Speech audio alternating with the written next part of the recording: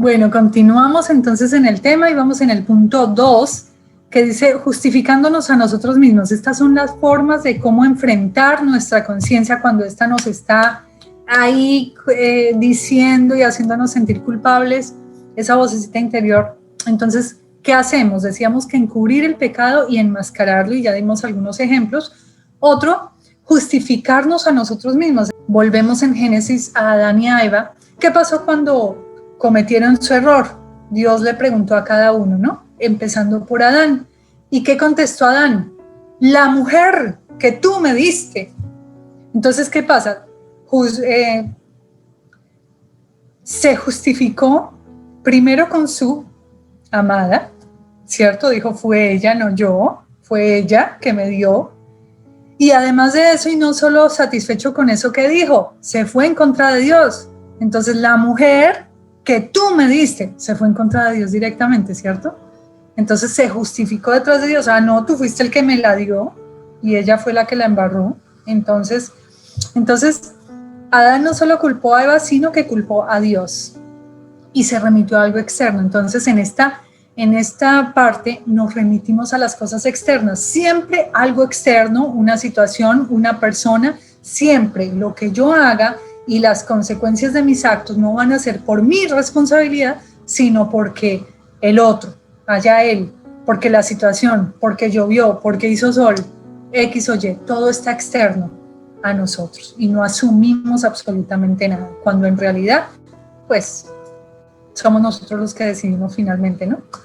Y la tercera, somos ignorantes. Ignoramos la ley de Dios, ignoramos por desconocimiento, entonces caemos en no saber, pecamos y no sabíamos por qué lo hicimos. Entonces, en Mateo 7, el apóstol dice, ¿quién entenderá sus propios errores? Eso es en un salmo, entenderá sus propios errores. Y en Mateo 7, Jesús nos dice, antes de mirar la paja del ojo ajeno, mira tu propia viga, mira la viga en tu propio ojo. ¿Qué quiso decir Jesús con eso? Lo que estamos haciendo hoy. Este versículo lo estamos aplicando hoy. Antes de ir a meditar en cosas externas que están pasando y cómo nosotros como iglesia, los que tenemos la verdad y los que tenemos la palabra de Dios, vamos a actuar en contra de ellos. No. Primero vamos a mirar nuestra propia vida, cómo estamos nosotros y a mirar cómo es la cuestión del pecado. ¿Qué es lo que la Biblia dice y describe a la hora de hablar de errar al blanco? Dios nos crea con un destino, con un propósito, con un diseño especial. Y entre más nosotros nos conectemos con Él, más plenitud de vida tendremos. ¿Y qué pasa? Que entre más nos desconectemos de Él, pues más caeremos distraídos en diferentes situaciones que nos hacen errar en ese blanco, el cual fue dispuesto para nuestras vidas. Entonces, ¿qué cosas nos hacen errar al blanco? Los deseos de los ojos, todo lo que vemos, los deseos de la carne, nuestras pasiones, nuestras emociones, nuestros sentimientos, todo esto, y la vanagloria de la vida, las cosas, lo material, lo externo, lo que nos vende el sistema como lo mejor, todo esto suele distraernos de nuestro objetivo. Dice una frase, siembra un pensamiento y cosecharás un acto, una conducta. Siembra un acto y cosecharás un hábito, algo que se repite y que ya hace parte de ti. Siembra un hábito, algo que siempre haces, y cosecharás una vida. El conjunto de hábitos que tú tienes comprenden tu vida, ¿cierto? Forman tu vida. Y siembra una vida y cosecharás un destino. Por eso hablamos de destino y de que hay un punto ahí para ti. Un destino que es solo para ti en cuanto al cumplimiento por lo cual fuiste colocado en esta tierra. Y eso empieza por un pensamiento. Todo empieza por un pensamiento.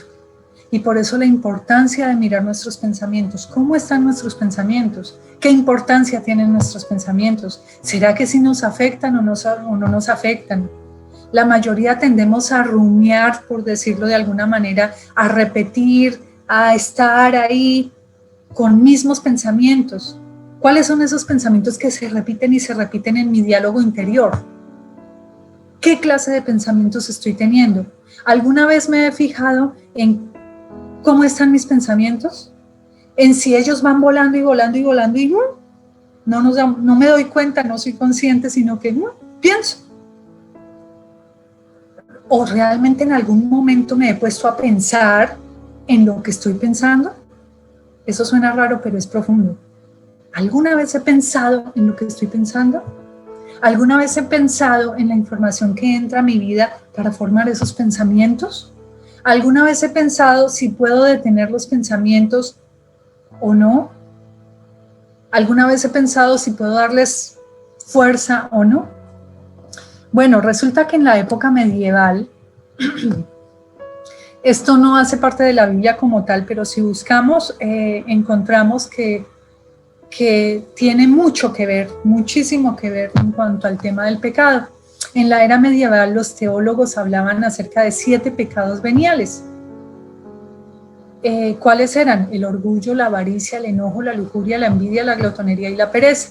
Y ellos decían que de estos pecados se daban la cantidad de pecados que puedan existir, que la base de cualquier pecado eran estos: orgullo, avaricia, tal.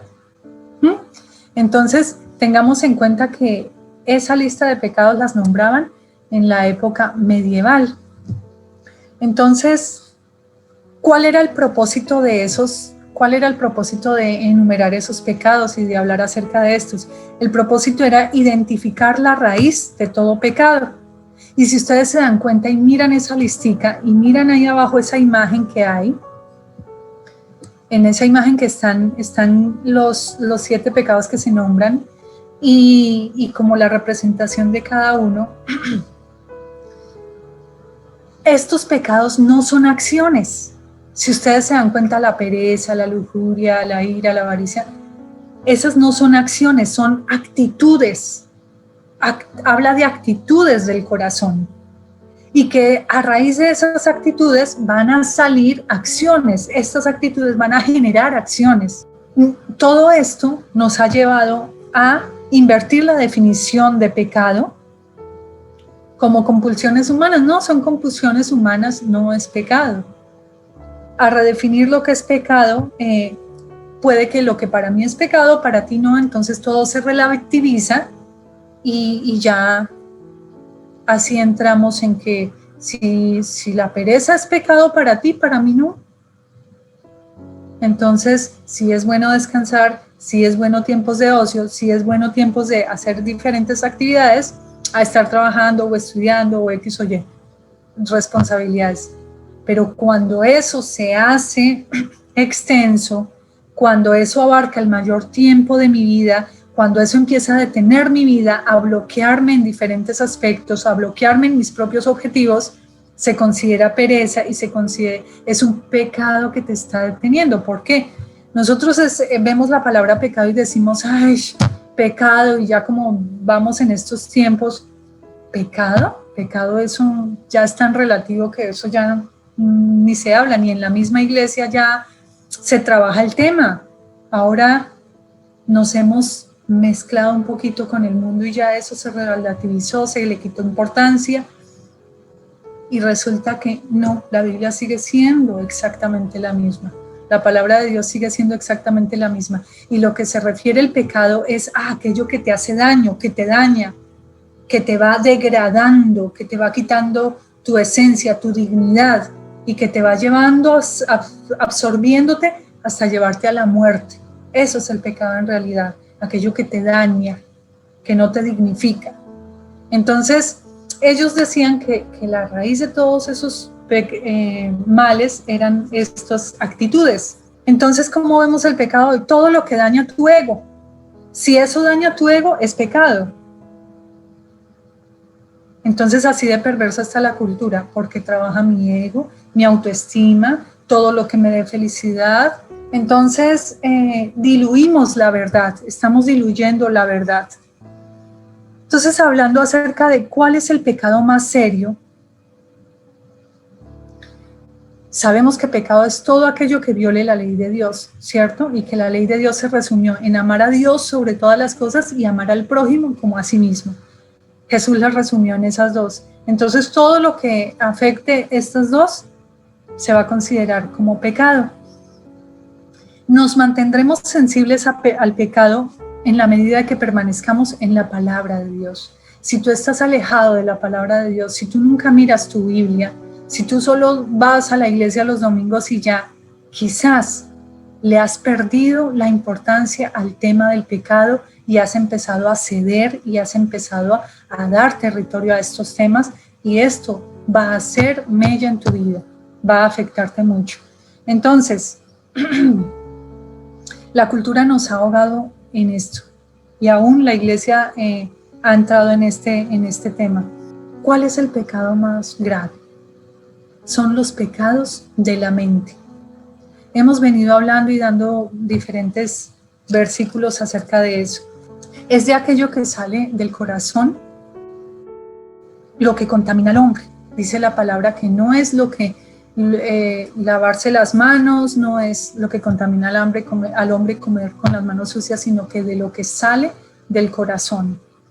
Eso es lo que contamina al hombre. Mantener una mente pura es de los desafíos más cruciales en este tiempo. Los pensamientos son importantes.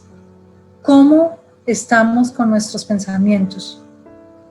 ¿Estamos manteniéndonos en la palabra o se ha permeado tanto porque todo el tiempo está siendo bombardeado con la música, con las propagandas, con las películas, absolutamente con todo? Hablando del tema de ideología de género, si ustedes ven, para los niños sobre todo, yo creo que la mente de los niños es tan diferente a la nuestra, la concepción de vida y la cosmovisión de un niño es tan diferente, porque a ellos se les están enseñando una cantidad de cosas a través de las películas, a través de los videojuegos, a través de las cantidades de cosas que los bombardean sin darnos cuenta, y si nosotros miramos parecería inocente, y cuando no indagamos y no vamos más allá como padres, maestros, educadores, no nos estamos dando cuenta de toda la clase de información que están recibiendo para que quede registro en su memoria y para trabajar en temas como este, la ideología de género. Entonces, bueno, para avanzar rápidamente, es muy importante mirar acerca de los pensamientos, de la importancia de una conciencia pura, de una conciencia limpia. Cuando nosotros vemos en la época de Jesús, ¿a quién le dio más duro? A los fariseos y a los escribas. ¿Por qué? Les decía cosas como sepulcros blanqueados, por fuera están muy lindos, por fuera cumplen aparentemente la palabra, por fuera saben mucho, por fuera son muy dotados, pero por dentro están en pudrición. Entonces, ¿a qué se refería? A que en el pensamiento nosotros podemos estar pecando, pero hemos minimizado tanto esto que no nos damos cuenta. Y por eso Jesús hablaba y decía, ustedes han escuchado que es pecado ir a adulterar y acostarse con otra mujer que no sea su esposa. Pero les digo, aquel que ha deseado en su corazón a esa mujer ya adulteró dentro de sí, o sea, ya cometió ese pecado. Jesús lo llevó en un estándar mucho más allá, lo llevó al pensamiento. Aquel que maquina en su pensamiento, aquel que lo ve en su pensamiento, aquel que en su pensamiento hace diferentes cosas, ese es el pecado más grave. El pecado más grave está en la mente del ser humano, está en sus pensamientos. Entonces Santiago 1:13 dice, eran como una tumba, 1:13, eran como una tumba blanca por fuera, pero por dentro apestaban. Es una forma de parafrasear. Y la palabra dice que de la propia concupiscencia salen los malos deseos, que Dios no es quien nos tienta, sino que nosotros, de nuestra propia concupiscencia, somos tentados. Y me tomé el trabajo de mirar, bueno, concupiscencia desde diferentes definiciones. Dice en el diccionario de Oxford: deseo de bienes materiales o terrenos, y en especial deseos a nivel sexual exacerbados o desordenados. Los teólogos morales decían que en el pecado existe siempre la concupiscencia. Entonces, eso decían los teólogos, que de la concupiscencia salían los pecados. Otro dice fuente de disgregación y corrupción. Deriva del pecado y es fuente permanente de pecado, o sea que va muy relacionado con la concupiscencia. El deseo general del alma por todo lo que produce satisfacción carnal o apetito bajo contrario a la razón. Y aquí apetito se refiere a la inclinación interna. ¿Se dan cuenta? A la inclinación interna, o sea que antes de yo cometer un acto, que es un pensamiento. Por eso el adúltero no llegó a ser adúltero cuando consumó ese acto, no. Y eso fue un progreso, eso no fue de la noche a la mañana y que despertó y ya, cayó allá, no. En su mente empezó a concebir, empezó a pensar, empezó a planear, empezó a decir, empezó a verlo. Entonces, por eso decía: ay de vosotros, escribas y fariseos, sepulcros blanqueados, por fuera parecen justos, pero por dentro miren cómo están. Cuando fuimos salvos, tú y yo, fuimos salvos para ser verdaderos adoradores. Y al decir verdaderos adoradores, ¿qué pasa? El pecar en la mente es como profanar ese santuario, porque nosotros tenemos un trono internamente y ese trono, somos adoradores, somos incorregiblemente adoradores. Entonces adoramos a Dios, creador de todo, o adoramos X o Y cosas, pero siempre estamos adorando algo en el trono de nuestro corazón. Entonces, ¿qué pasa? La más elevada adoración debe estar llevada a cabo, ¿en dónde? En la mente, en el corazón. Y por eso la palabra dice que Dios busca adoradores en espíritu y en verdad, en verdad. ¿Y dónde radica la verdad? En un pensamiento. ¿Mi pensamiento está en la verdad o está en la mentira? Entonces, cuando damos lugar a la mente y a estos pecados que se desarrollan en la arena de la mente, estamos quitando ese lugar de adoración, de conexión con Dios, y estamos cayendo en todo eso. Eso se puede considerar como una forma de blasfemia, donde estamos dando lo sagrado y estamos cediendo algo que es sagrado a las cosas que en realidad finalmente no valen absolutamente la pena. Entonces, nosotros vemos que algunos pecados son fáciles de confesar, algunas acciones, algunas conductas, algunos pecados de palabras o de actos, pero los pecados que pensamos, esos pensamientos donde nadie se da cuenta, pues esos pecados siguen ahí y no se confiesan, son muy difíciles de confesar. Los otros son fáciles de confesar. Entonces, son los pecados que oscurecen el alma, que dañan la virtud y que operan de manera directa a la conciencia, afectan a la conciencia, atacan la conciencia, y la conciencia, ¿qué hace? Pelear con todo lo que tiene en contra de este ataque. Por eso dice Proverbios 4:23, sobre toda cosa guardada guarda tu corazón, porque de él mana la vida.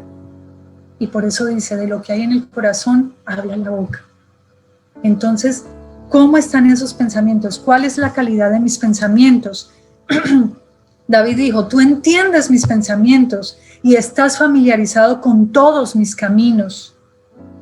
Si tenemos un corazón lleno de esos pecados que estábamos hablando, envidia, lujuria, ira, de todos esos pecados, pereza, glotonería, entonces Si estamos llenos de todo eso y si solo estamos cultivando eso en nuestro corazón, pues cada vez nos vamos a entregar más a ello y vamos a tener un día la conciencia y la mente cauterizadas de tanto pecado que ya es normal en la vida.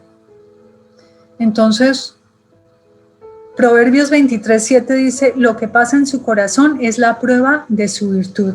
¿Tú quieres conocer a una persona? Mira en su corazón, mira en la clase de sus pensamientos. Así como el agua refleja el rostro, el corazón refleja al hombre. Entonces, la conducta externa no es una medida precisa de la virtud. Los pensamientos son los que revelan la verdad. Entonces, ¿por qué es importante que nosotros vayamos a esto? Porque los pensamientos son los que Dios conoce y los pensamientos son la esencia de tu vida y los pensamientos son conocidos por tu conciencia. Entonces, ¿qué dice tu conciencia acerca de tus pensamientos? ¿Cómo están tus pensamientos? Si vemos la historia de Job, en Job 20 del 12 al 13, los amigos cuando fueron a hablar con él, lo atacaron y le dijeron que él era impío por dentro, que él estaba fallando, lo juzgaron mal. ¿Y Job qué dijo?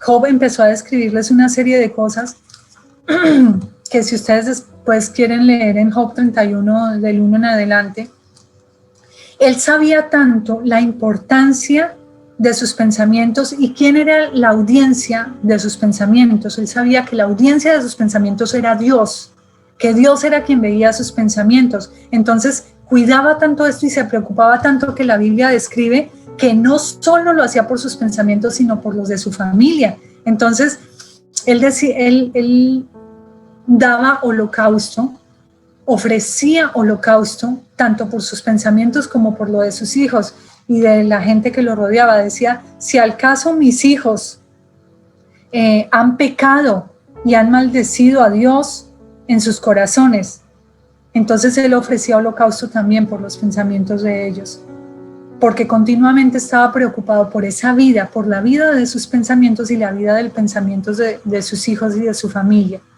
Y por ello Dios llegó a decir de él, no hay ningún otro como él en la tierra, hombre perfecto, reprensible, recto, que teme a Dios y se vuelve del mal. Entonces, Job era muy consciente acerca del peligro de los pensamientos pecaminosos. Y podríamos ver muchas historias, el tiempo es corto, pero todo este tema del asunto de pecado de pensamientos debe ser enfrentado. Entonces, si vamos a enfrentar el pecado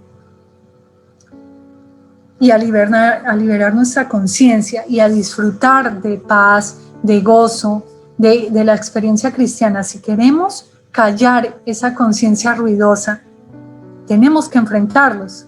Entonces, pero hay tres formas en las que la gente suele enfrentar esa mente que está involucrada en el pecado. Y entonces es allí donde vemos aquí algunos así brevemente cómo enfrenta el problema del pecado de pensamiento. 1. Identificar, confesar y dejar. Tengo que darme cuenta, evaluar mis pensamientos, cómo están mis pensamientos, porque ahí nacen los pecados. Tú estás luchando con un pecado, empieza mirando tus pensamientos, empieza a analizar tus pensamientos. ¿Dónde estás cavilando más con tus pensamientos? ¿Qué información estás dejando que entre y entre y entre? Por eso cosas como la pornografía, ver personas teniendo relaciones sexuales, son imágenes que se quedan en la impronta de tu pensamiento, de tu memoria, y ahí van a ser mella. Y ahí van a desarrollar diferentes cosas que te van a llevar a cometer actos que van a quitar tu dignidad y que van a irte en menos. Entonces, es importante identificar, confesar, hablarlo y apartarse. Otro es rehusar entretener el pensamiento. No, pues no hagamos caso omiso y entretengamos y metamos información y metamos y ya, no pensemos en eso. Alimentarnos con la palabra es crucial y más en este momento de nuestras vidas como cristianos, como personas que hemos conocido a Cristo, que hemos conocido la gracia de Dios, que la hemos vivido, es necesario y es importante darle mayor importancia a la palabra de Dios. Es muy importante que nos enamoremos de la palabra, que la aprendamos, que la memoricemos, que así sea poquito en el día, un versículo, pero que lo leamos en la mañana y lo tengamos en la mente, en nuestro diario vivir, aprendámoslo, memoricémoslo, repitámoslo, llenémonos de palabra. No se exponga, dice la palabra que no demos lugar y ocasión para caer. Entonces, si yo sé que ciertos pensamientos me han llenado mi mente y han atacado mi conciencia, entonces no debo exponerme ante eso, tratar de no dar lugar. Hay algunas formas en las que la mente se involucra en el pecado. Uno son los pecados de memoria. ¿Cuáles son esos pecados? Esos pecados son los que yo cometí en el pasado y entonces, ¿qué pasa? Quedaron grabados en mi memoria y en ciertos momentos llegan y yo ahí estoy con ellos y los estoy alentando y los estoy animando. Esos son los pecados de memoria, que aunque ya los cometí en el pasado, pero aquí los estoy rebobinando, todo el tiempo estoy devolviendo el cassette, ¿no? Los pecados de planeación, pues son esos pecados donde yo pienso y medito y pongo mis pensamientos dándole un orden para decir, esto es lo que voy a hacer porque es que le tengo rabia a esta persona y entonces voy a hacer tal y tal y tal, y empiezo a planear y a mirar y a darle, donde estoy desarrollando cosas como el orgullo, como la lujuria, como todas estas cosas. Entonces, empiezo a ver y empiezo a desglosar todas estas cosas, dándole como que completando la fantasía, ¿no? En mi mente. Y los pecados imaginarios que no solo en la planeación de hecho, determinar una acción, sino que es una imaginación pura acerca de todo. El adulterar, el asesinar, el codiciar, el estar insatisfecho con lo que tenemos en la vida, el soñar con estar casado con X persona, un lujo que yo quiero, satisfacer la glotonería en una vida imaginaria. Y literalmente hay millones de personas en esta condición acá, en sus mentes. Entonces, algo que hay, por ejemplo, es la teología de la confesión positiva. Y esta teología es, cree que Dios te va a dar esa casa lujosa, ese carro, ese viaje, X o Y. Entonces uno, sí, Dios me lo va a dar, pero resulta que esto es pura confesión positiva, que realmente, si vemos en nuestros pensamientos, es codicia, es avaricia, cuando es desmedido. Entonces, ¿qué estamos alimentando ahí? El salmista dijo, crea en mí, oh Dios, un corazón limpio y puro. ¿Para qué? Para poder tener una conciencia limpia. Entonces, ahora sí, ¿qué debo hacer? Identificar, confesar y dejar, rehusar a entretener, alimentarme con la palabra, no dar lugar y cultivar el amor de Dios. No hay nada, absolutamente nada en la tierra que pueda sobrepasar el vivir en el amor de Dios, y se los digo con experiencia propia. He vivido cosas que nunca en mi vida hubiera pensado vivir. ¿Por qué? Porque a pesar de que uno cae, porque a pesar de que uno es débil, porque a pesar de que uno tiene muchas cosas internas en las que tiene que trabajar y que en la medida de la que crece en Dios se da cuenta de cosas como esta. ¿Cuándo habíamos pensado que el mayor pecado es en el pensamiento? Jesús lo llevó a ese grado. Entonces, cuando tú trabajas en todo esto y cuando tú te acercas a Dios y cuando tú dejas de alimentar tu naturaleza carnal con todo lo que ofrece este mundo, con todo lo que ofrece la tecnología, que es muy buena, pero sabiéndola usar, sabiendo a quién sigues, sabiendo cuáles son tus influencias, que te agreguen valor y no que te quiten, que te aporten dignidad y no que te arrojen al suelo, que te arrojen en un fango profundo a nivel emocional, físico, espiritual. Todo está ligado. Cuando tú te centras en cultivar el amor de Dios, cuando tú te centras en aprender la palabra, así sea poquito diariamente, pero cuando tú empiezas a darle prioridad a cosas espirituales, a cosas que van a permanecer por la eternidad y no a esto material, tú vas a vivir plenitud de vida. Entonces, pues la invitación esta tarde es a poner mis pensamientos en Dios, a empezar a mirar cómo están mis pensamientos, cuál es la calidad de mis pensamientos. Ustedes dirán, esto no tiene nada que ver con la ideología de género, con cosas, temas de esto. Sí tiene mucho que ver. Y en 8 días aterrizaremos este tema, adentrándonos en ya lo que es a la ideología de género y cuál es nuestra tarea como iglesia para enfrentar estos desafíos. Pero hoy con lo que te dejo es con 2 cosas. Uno, ¿cómo estás tú? ¿Eres parte de la iglesia o no? Porque nosotros podemos engañar a la gente, podemos servir en una iglesia, estar metidos 24 horas durante la semana, estar haciendo 10,000 cosas, pero no ser conocidos por Dios. ¿Cómo está mi conciencia y cómo está Dios, que es la audiencia ante mis pensamientos? ¿Puedo decir como Pablo dijo? ¿Cómo fue que Pablo dijo al final? Nuestra gloria es esta, el testimonio de mi conciencia, y que con sencillez y sinceridad de Dios, no solo con sabiduría humana, sino con la gracia de Dios, nos hemos conducido en el mundo. Que un día podamos llegar a decir, nuestra conciencia da testimonio de nuestra vida, nuestros pensamientos son puros, y puedo decir hoy, pienso en todo lo puro, todo lo honesto, todo lo bueno, todo lo agradable, todo lo que engrandece y dignifica. En esto pensad, dice la palabra. Y la palabra dice que Dios guardará en completa paz aquel cuyo pensamiento en Él persevera. ¿Por qué? Porque en Él ha confiado. ¿Dónde ocupamos nuestros pensamientos? Porque quizás en lo que más pensamos es donde está nuestra confianza. Y quizás en lo que más pensamos es donde está nuestra adoración. Está en lo material, está en una persona, está en una situación, está en la esperanza de que pase algo, o está en Dios, que permanece para siempre. Esa es mi invitación, que evaluemos si somos iglesia y cómo están nuestros pensamientos, para de acuerdo a eso poder tener una claridad de como iglesia qué voy a dar al mundo, no solo en este tema, sino a nivel general en todos los desafíos que se nos están presentando.